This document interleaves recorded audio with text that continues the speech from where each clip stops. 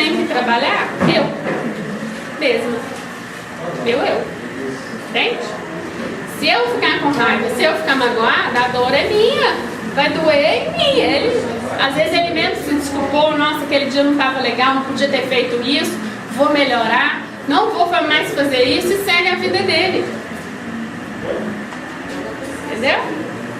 Aí nós vamos chegar na doença. Tá, agora só mais um detalhezinho. Eu já vi situações assim, as pessoas às vezes no momento de raiva falam de tudo. Aí eu penso, vou ficar inimigo o resto da vida. Chega no outro dia, elas estão se abraçando. Como é que isso funciona?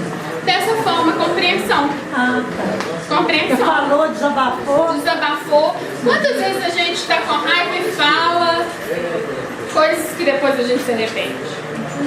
Porque se deixou levar, não respirou, não controlou, não se equilibrou. Não, né, deixou a raiva tomar conta. Gente, eu sou dono de mim. Eu mando em mim. Eu me controlo. Se eu deixar a raiva tomar conta, eu estou deixando. Eu posso não deixar. Eu posso me controlar. Primeiro tendo conhecimento de mim mesma. Buscando me conhecer. Então, se eu já sei que eu tenho essa tendência à ira, vou aprender a respirar, controlar, me conter e trabalhar isso para não virar uma dor, uma mágoa. Tá? E aí, quando você tem uma compreensão, que naquele momento eu não estava bem, eu explodi, você me compreende, eu preciso de mal-estar. Certo? Não precisa virar sua inimiga porque um dia você se descontrolou. Compreensão. Isso é um problema de quem? Seu. Você que descontrolou. É um problema meu? Não. Né? Então, por exemplo, eu acharia ótimo a Maria vir trabalhar como médium, porque ela é uma excelente médium. E acho que a vida dela ia ser muito melhor se ela fizesse isso. Ela ia ter mais bem-estar. Mas às vezes para ela não. Para ela não é o momento. Ela está vivendo um outro momento de vida agora. Aí eu vou ficar com raiva, vou ficar magoada?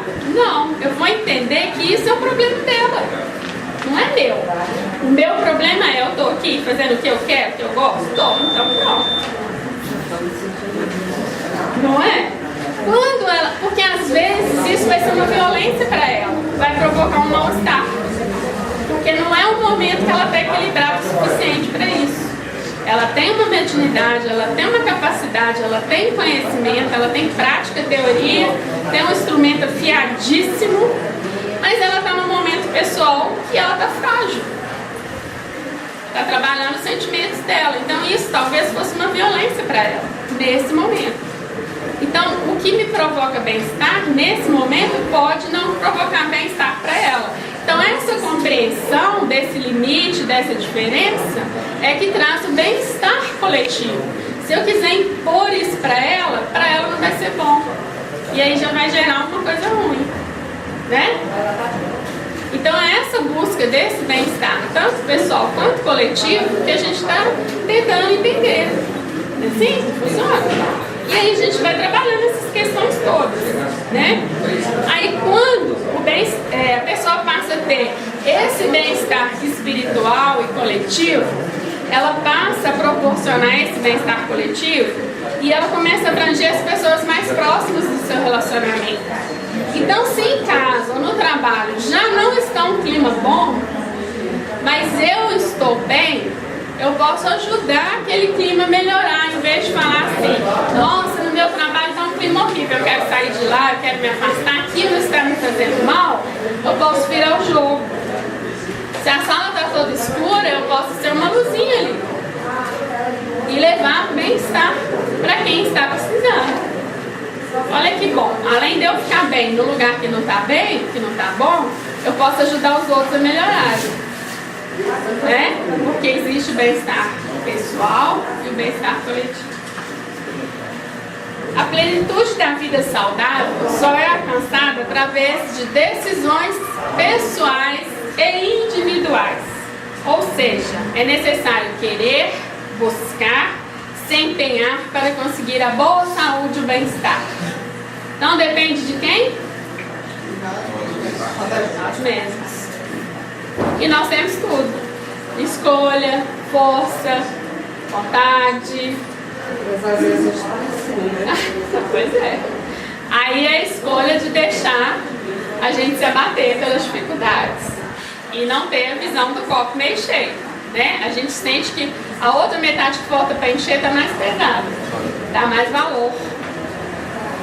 Aí é a questão de buscar estar saudável o máximo possível e ter uma visão positiva das coisas, certo?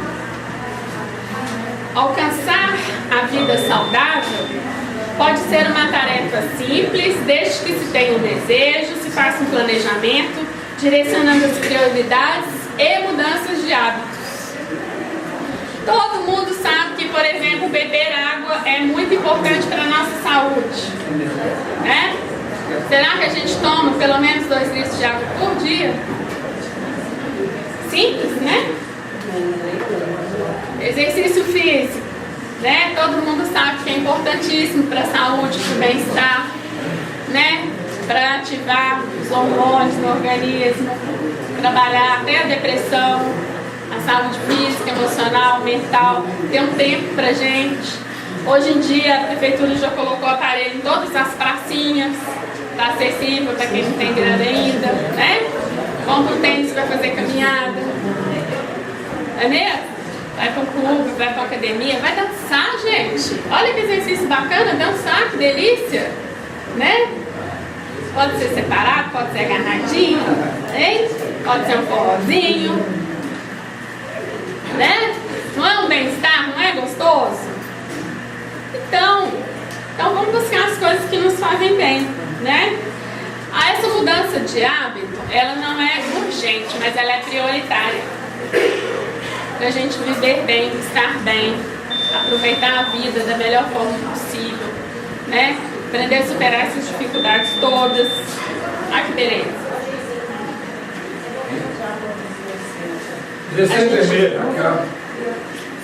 Então, ó, ter uma vida saudável vai muito mais além de ter uma alimentação adequada, boa disposição, controle do estresse, exercício físico. As relações afetivas estáveis têm grande influência na saúde, assim como realização profissional e segurança. Aí eu pergunto para vocês, o que nós temos feito pelas nossas relações familiares, afetivas, profissionais? Como lidamos com elas, né? Porque tem muita gente que reclama, mas não move uma palha. Muitas vezes a gente atende os pacientes lá nas terapias e pergunta: qual que é o seu problema? Ah, meu problema é meu marido. Então traz ele. Né? Meu problema é meu filho. Então traz ele. O que você está fazendo aqui? Então eu tenho que saber qual o meu problema. Eu. Qual que é a minha dificuldade? Qual que é a minha dor?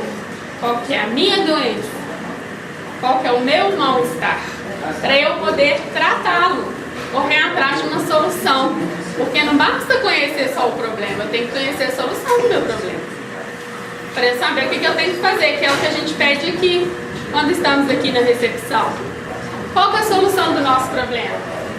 Tem muita gente que fala assim: teve um caso muito engraçado de um senhor que veio e chegou desesperado lá na sala de desobsessão. Gente, eu preciso de um emprego, pelo amor de Deus, minha família está quase passando fome, eu estou desesperado, eu preciso de um emprego. Aí alguém perguntou: o que o senhor trabalha, né? O que o senhor está querendo? Não, qualquer coisa, eu estou desesperado, qualquer coisa resolve meu problema, o caso é muito grave. Aí a gente fez o trabalho dele, ele veio umas 4, 5 vezes e tal, e sumiu. Passado mais ou menos uns 3 meses, o senhor voltou. E por coincidência, né, caiu na mesma sala.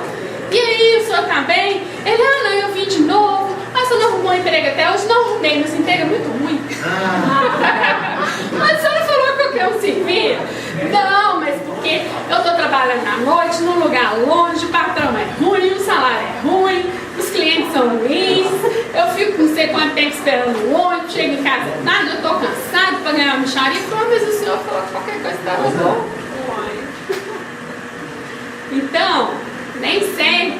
aquilo que a gente fala que a gente precisa, vai nos fazer também, né? Porque qualquer coisa não fez ele feliz, não. Isso foi fato mesmo, real. Então, vamos pensar, o que eu preciso para estar saudável, para estar bem? Às vezes a pessoa tem uma chance maravilhosa de um emprego fora, fica triste porque está longe da família. Às vezes o emprego é o que ele queria, onde ele queria, ganhando o que ele queria, fazendo o que ele queria, ele fica triste por uma outra coisa. Então aquilo realmente não fez ele feliz, não provocou um bem-estar. Então, nós temos que ter meta, objetivos, nos conhecer, o que me faz feliz, o que me faz bem, né? E aí eu pergunto, o que é a dor?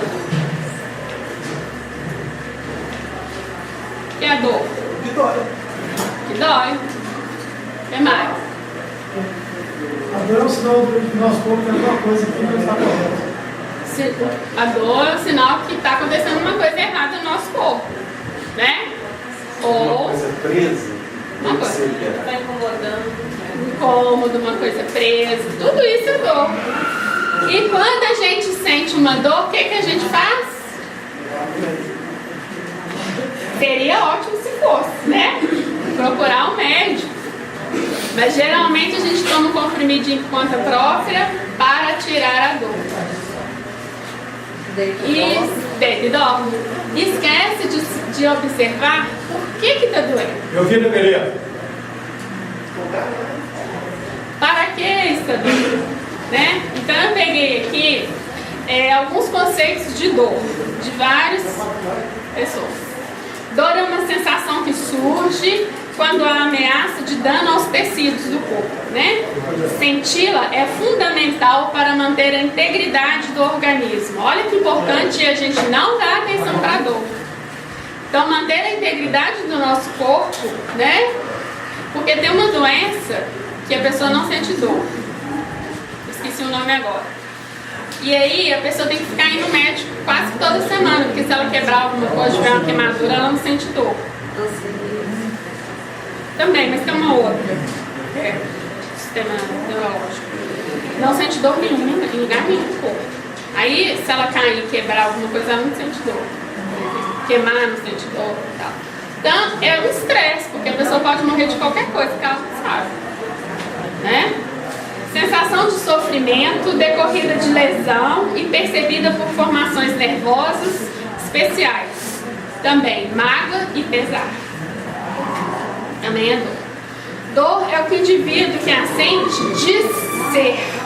E existe quando o indivíduo que a sente diz existir. Olha que interessante essa frase. Então a dor é que eu digo que ela é pra mim.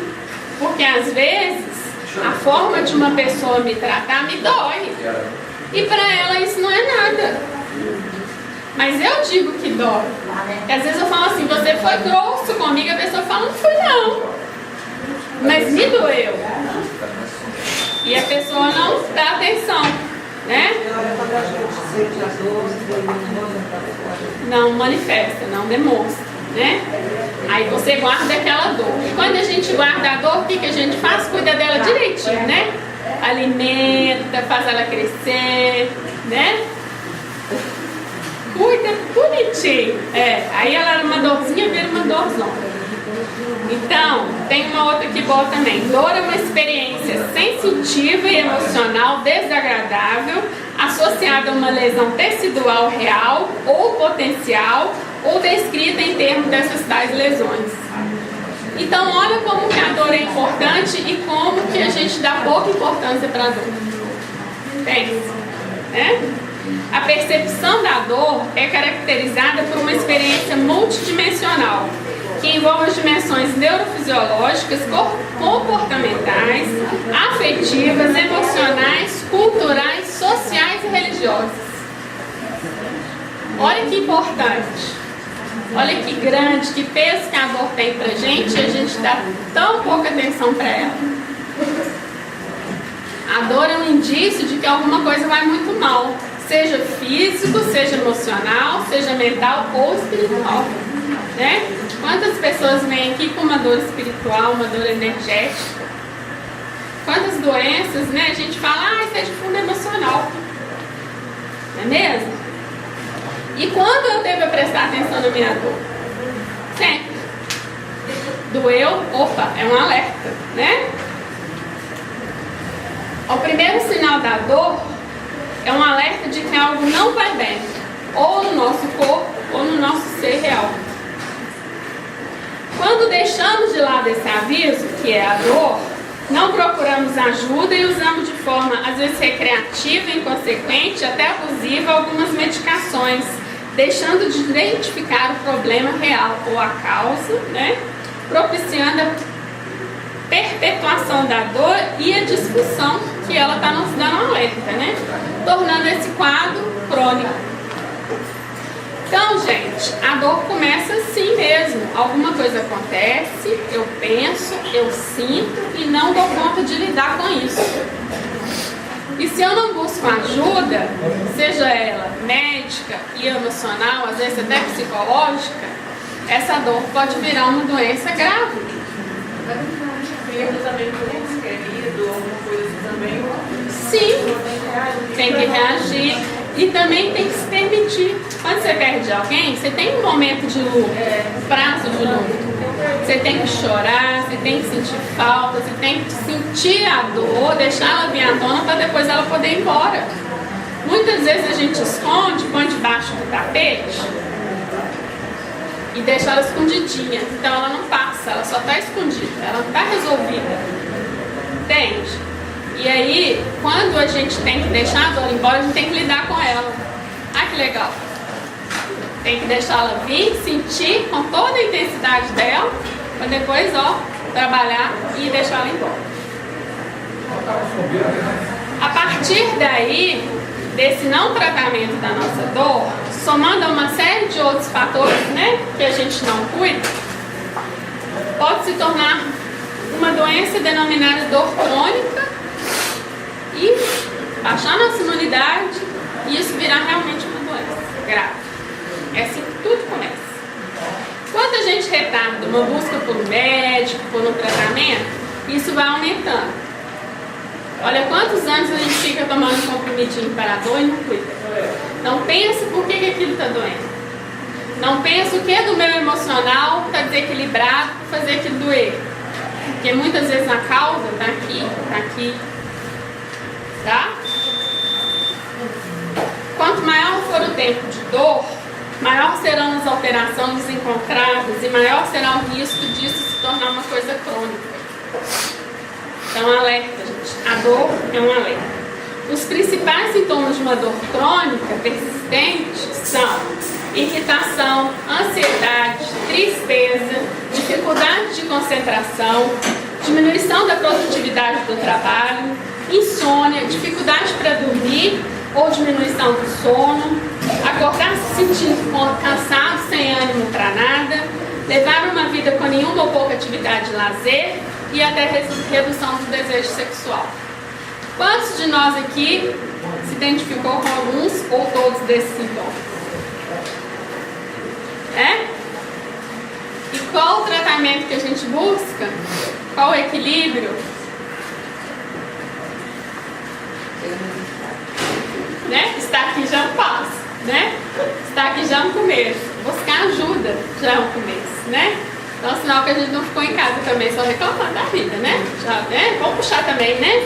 O lado positivo da coisa. Aí tem vários tipos de dor. A dor aguda, a dor crônica e tal. O tratamento da dor é igual para todos? Não. Não é. A dor, ela pode ser subjetiva, pessoal, vai ser vivida e percebida por cada pessoa de maneiras distintas, mesmo que o diagnóstico seja o mesmo.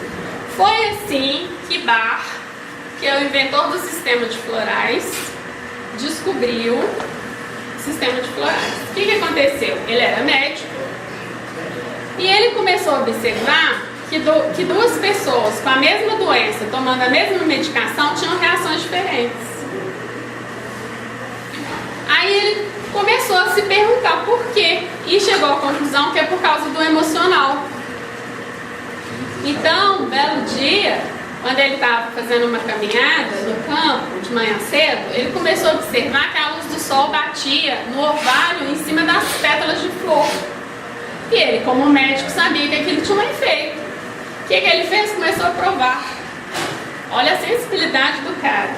Começou a provar as gotas de orvalho nas pétalas de flor. E começou a perceber nele mesmo que isso tinha um efeito emocional. E começou a pesquisar e anotar. E foi assim que ele fez o sistema de florais de Bach. Foi o primeiro sistema de floral, que é uma das terapias que a gente trabalha aqui na EFAL. Olha a percepção e sensibilidade do cara. Se ele criou esse sistema, ele experimentou e observou nele mesmo qual que era, como que aquilo agia no emocional dele. E qual emoção, gente? Muitas vezes o negócio está pronto, a gente toma e a gente custa perceber uma mudança, né? Em alguma emoção nossa. E o cara teve essa percepção. Olha a percepção que ele tinha de si mesmo. Bacana, né? Que sensibilidade, que observação. Então, os florais, que é um dos tratamentos que a EFAL oferece, ele trabalha nesse nível, no nível emocional. O floral não é um remédio, não é uma medicação, é uma essência de flores que vai atuar unicamente no nosso emocional. Ele é em gotas, né? Tem 2 tipos de floral aqui na casa. O que a gente toma direto na língua e tem um agora que é mais concentrado, a gente dissolve na água e toma. Ele vai trabalhar o nosso emocional.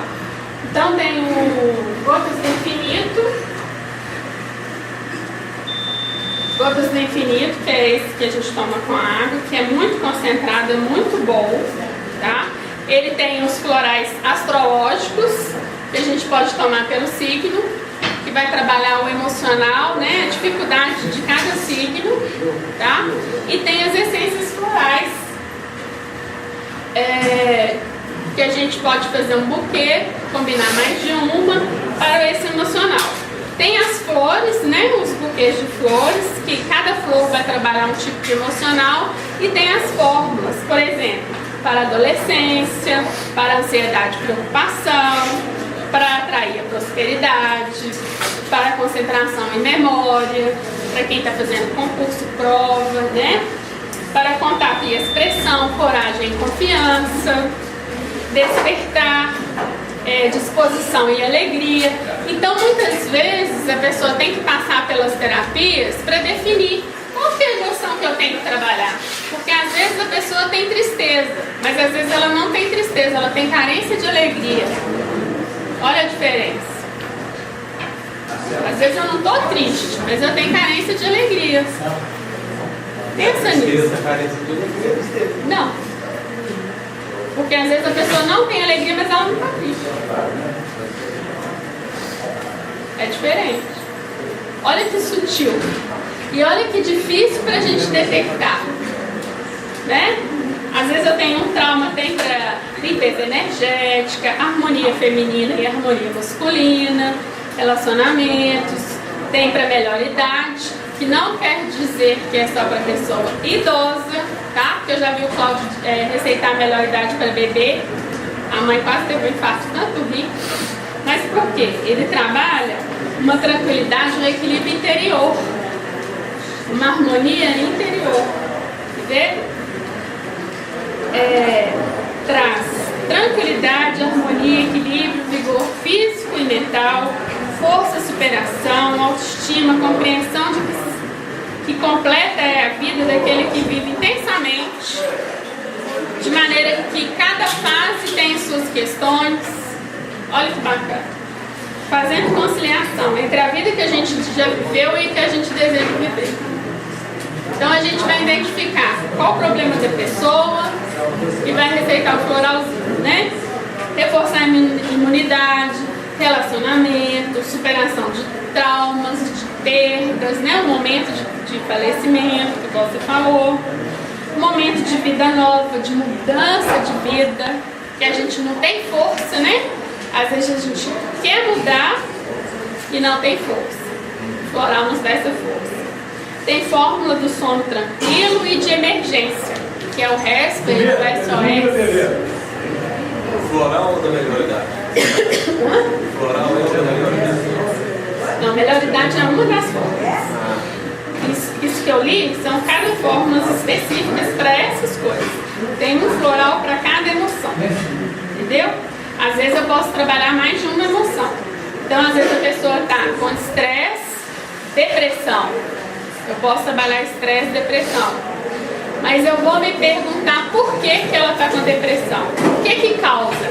Às vezes essa depressão é causada por um trauma, por uma perda, ou pelo excesso de cobrança, pelo perfeccionismo. Por isso que é necessário uma avaliação do paciente. Porque não adianta só tratar o efeito, tem que tratar a causa, né? Por que eu estou assim? Qual é a causa da minha dificuldade, da minha dor ou da minha doença? É a causa que a gente tem que tratar, porque às vezes minha coluna dói, eu vou no médico, faço um exame, não dá nada, tomo um remédio para dor e vou embora. Mas o que está causando essa dor? Às vezes é o excesso de responsabilidade que eu estou assumindo na minha vida, às vezes é a revolta. Quando a gente tem uma dor aqui embaixo, na parte lombar aqui assim, são jogos de sobrevivência que a gente tem que fazer para lidar com os relacionamentos, né? Às vezes eu tenho um marido difícil, um filho difícil, um conflito no trabalho, eu tenho que lidar. É um jogo. Então, às vezes esse jogo fica muito pesado para mim, me causa uma dor muito grande e aí me causa um desequilíbrio muito grande. Mas eu tenho que achar a causa. Por isso que eu preciso de ajuda. E às vezes a gente indica um psiquiatra, um psicólogo, uma yoga, um exercício físico, uma dança, porque vai ajudar a pessoa a trabalhar a causa daquela dificuldade, né? Então a gente tem que ter a compreensão e ajudar a pessoa. O papel da EFAL é esse, a buscar o equilíbrio para ela tomar as decisões da vida dela em vez de julgar e criticar. Então, se a Maria, por exemplo, nesse momento não pode vir ser média, eu tenho que ajudá-la a buscar o equilíbrio para ela estar bem, lidar bem com isso, se harmonizar, para ela fazer o que ela tem que fazer na vida dela e seguir. Esse é o papel da EFAL, esse é o papel da equipe de terapias espirituais, da cura. Ajudar a pessoa a descobrir a causa das suas dificuldades, da sua dor, do seu mal-estar e buscar o equilíbrio. Então, para isso, a gente lida com os florais, os fitoterápicos, né, que são os extratos de plantas. Em vez da pessoa fazer o chá, a gente oferece o extrato ativo da planta, porque às vezes a pessoa trabalha, não tem tempo, tem preguiça, ou não tem condição de fazer um chá, né? Então ela leva o vidrinho, pinga as gotinhas na água e toma. Para todos os sintomas, para má circulação, por exemplo, dor de estômago, por exemplo, dores musculares, fibromialgia e as várias doenças que a gente tem, né? Também temos na EFAL algumas terapias auxiliares com parceiros nossos durante a semana, né? A um custo mais baixo, mas são profissionais que vêm atender, então tem que ter um custo, que são acupuntura, reiki, massagem, calatonia, reflexologia, auriculoacupuntura, que é aquela da orelha, aplicação completa do cone chinês, né? Que são terapias que vão ajudar isso, tratar os efeitos, tratar as causas, buscar o equilíbrio e a harmonia, né? A acupuntura não precisa nem falar muito, né, gente? É uma terapia oriental que trata dores, patologias, relaxamentos, trata também emocional, vícios, dependências, né? O reiki é maravilhoso. É uma técnica de canalização de energia, de fluido, né? Universal. Então, o terapeuta coloca as mãos em cima de pontos estratégicos que ele vai fazer a anamnese com o paciente, vai detectar onde o paciente precisa, relaxa, trata físico, emocional, mental e espiritual. O cone chinês é um cone feito de tecido e parafina, pode ser usado com essências, óleos essenciais, essências de fitoterápicos, florais também agregados, né, a qual o terapeuta trabalha com o cone aceso, o fogo, tanto na aura da pessoa para limpar os miasmas, harmonizar os pensamentos e tudo, e nos 2 ouvidos, que trata todas as doenças respiratórias e doenças da cabeça, ouvido, nariz e garganta. Rinite, sinusite, bronquite, asma, labirintite, otite, causa um relaxamento profundo, a maioria do pessoal até dorme, dá uma cochilada, que é tão gostoso, um calorzinho, né? No ouvido é uma delícia. Água no ouvido, inflamações, previne o Alzheimer, maravilhoso para prevenir Alzheimer e também tratar, amenizar, né, as consequências do Alzheimer. E ele traz energeticamente e mentalmente um alívio maravilhoso. Sabe quando a gente está perdido? Sem saber para que rumo que vai? Que decisão que eu vou tomar? O que eu vou fazer? Você fica confuso? A mente fica acelerada e confusa? O cone dá uma abertura, clareia. Parece que ele abre os caminhos da gente. É tão gostoso. Parece que ele tem o poder de tirar as coisas tão obscuras. Depende do terapeuta. Aí pode olhar na secretaria, tá? Tem uns que, geralmente de terça a sexta, tem psicólogo também, tem terapeuta que vem. Não, sábado é só trabalho mediúnico. Sábado a gente tem a aplicação do cone, mas só na aura. Porque não dá tempo de fazer o tratamento completo. Então é só na aura. Tem aí, pode pedir lá atrás para marcar, compra o cone na lojinha, mas o atendimento é gratuito, tá? Porque no sábado é só mesmo atendimento mediúnico. Mas ele, como ele trabalha a aura, e ele queima esses miasmas, ele afasta também todas as energias negativas. Maravilhoso, gente, muito bom. Temos psicólogos e temos parceria com advogado, dentista, outros profissionais que fazem parceria, só procurar na secretaria, tá? Mas todas essas terapias, como os aparelhos que tem na EFAL, tem um aparelho de meta-hipnose, né, que é um ativador da glândula pineal, parece um fonezinho que a gente coloca, e ele emite ondas eletromagnéticas que vão provocar um estado de relaxamento profundo, semelhante a uma pessoa mediunizada ou uma pessoa que faz meditação, um estado meditativo, e ele vai ativar o nosso porão mental. Então, por exemplo, vamos dizer que você queira trabalhar estresse e depressão, vícios e dependências. Esse aparelho vai ativar o seu inconsciente, vai limpar esses vícios, essas manias que a gente tem. E como a gente não consegue ficar com a mente equilibrada e em silêncio, né? A gente pensa muito, a gente tem cerca de 80 mil pensamentos por dia, e geralmente a gente escolhe o piorzinho para se apegar nele. A gente coloca, foi elaborado uma historinha. Então a gente põe um outro fone no ouvido, fica escutando, são duas histórias ao mesmo tempo, que é uma mensagem subliminar para o nosso cérebro. Inclusive o paciente pode até dormir, não é necessário que a gente fique escutando a historinha, porque ela não tem nexo. Ela é uma mensagem para a nossa mente. Então isso vai trabalhar vários sentimentos que a gente tem. Então tem para depressão, estresse, ansiedade, vícios e dependências, agressividade, dor, né? Quem sente muita dor, autoestima, confiança em si mesmo, criatividade para enfrentar problemas e outros, né? Então, o trabalho da EFAL, além dessa parte de limpeza espiritual e desobsessão, trabalha com essa questão da harmonização e equilíbrio do indivíduo. E eu lembro você sempre de tomar conta do pensamento, né? Porque nós somos uma potência atômica, nós somos uma potência magnética. Nós esquecemos que somos formados por células, né? Por átomos que tem lá os elétrons vibrando. Essa vibração de cada elétron, de cada átomo, forma um campo eletromagnético. Pensa quantos átomos a gente tem vibrando em nós formando essa carga eletromagnética.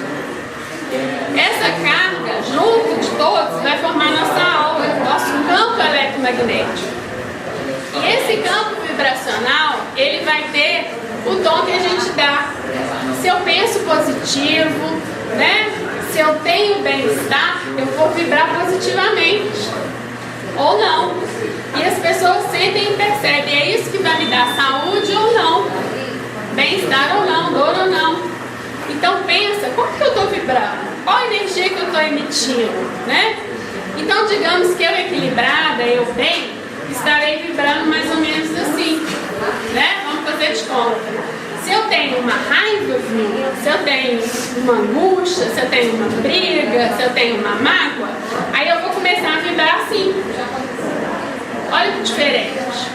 E todo mundo aqui sabe fazer brigadeiro. Quando a gente deixa o brigadeiro passar do ponto, o que acontece? Cristaliza. Não é? Por quê? Aquece demais, agita demais, que é o que a gente faz conosco. A gente deixa a raiva, a ira, a mágoa, a tristeza, as coisas da vida agitarem a gente demais. E aí eu começo a cristalizar. Por quê? Se eu vibro assim um dia, não começa a dar um mal-estar, eu durmo mal, fica ruim.